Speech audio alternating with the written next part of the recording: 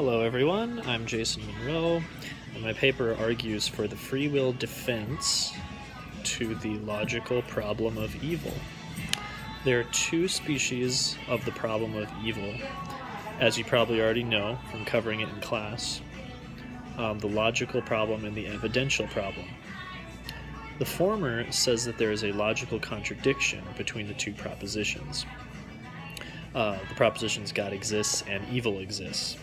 While the latter, the evidential problem, would say something to the effect of, because of all the evil in the world, God must be immoral, so he can't truly exist.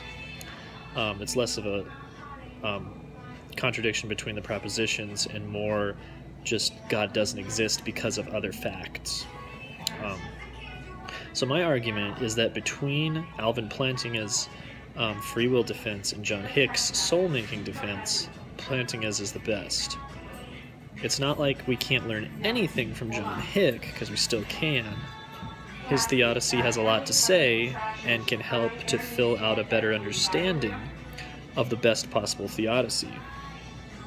But eventually, Plantinga's point that the free will of either man, or as Lewis puts it, a mighty created power, must be the original cause of corruption and evil in the natural world. That quote from Lewis is from Problem of Pain, talking about how angels possibly corrupted nature before man's fall. One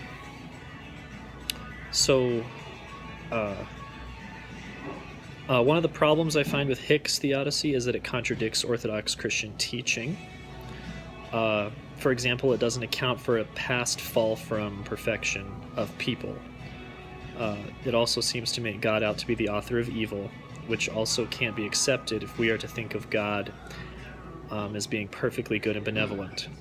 One interesting thing that I learned through my research is just that idea that Lewis had in Problem of Pain, or that he has in Problem of Pain, that there had to be something before man's fall to kind of cause some kind of corruption in nature.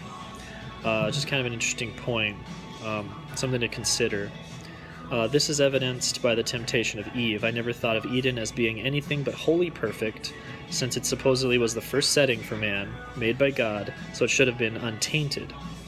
However, there had to be something going on beforehand, before the fall, before man's fall, that isn't mentioned in Scripture directly, that would have corrupted nature in some way, to some extent.